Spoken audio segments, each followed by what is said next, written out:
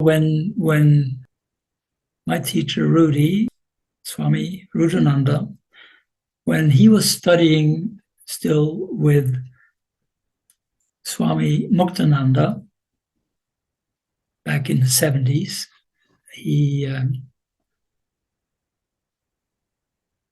had Muktananda, wanted to come to America, and Rudy sponsored all that and so on. And there was a lot of emphasis in the Muktananda approach to doing what's called the Guru Gita.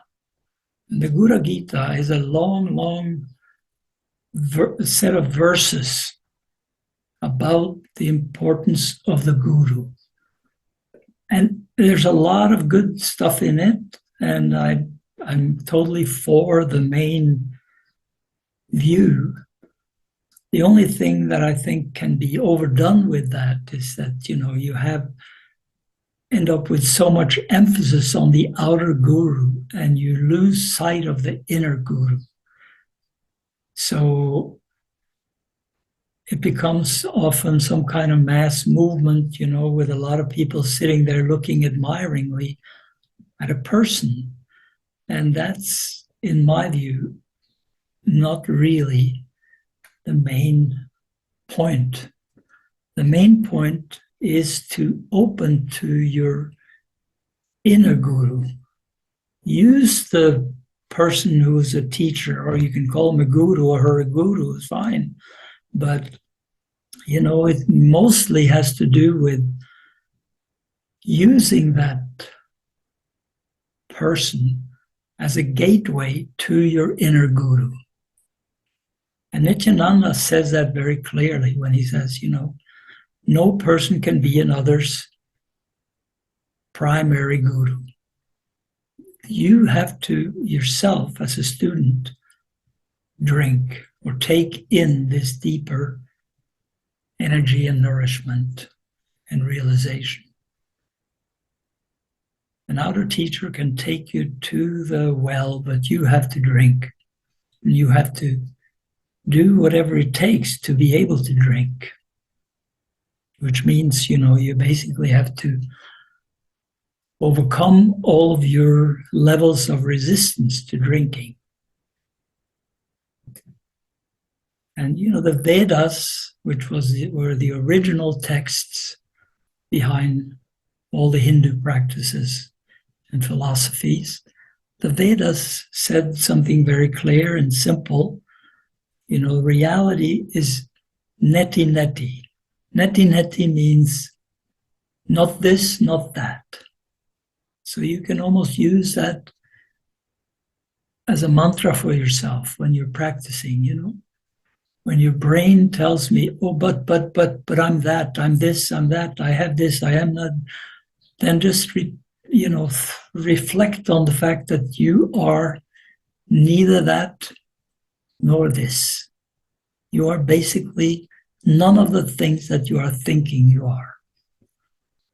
And of course, that is what a teacher is manifesting. Teacher is there to manifest that point of contact. That person, is a representative of the great mystery at the core of life. So the Guru Gita says, worship that. Worship that mystery at the core of yourself. Don't get caught in worshiping a personality. This is a huge trap.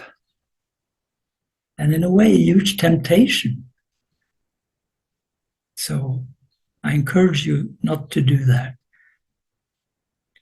And it says also clearly there, in the Guru Gita, that the Guru principle is beyond cause and effect. In other words, it is that infinite field beyond time and space. It is that supreme akasha. We've had discussions about the akashic field. The Akasha is the entire field at the core of our existence, at the core of all existence. And that level of experience, includes, it's a consciousness and a bliss.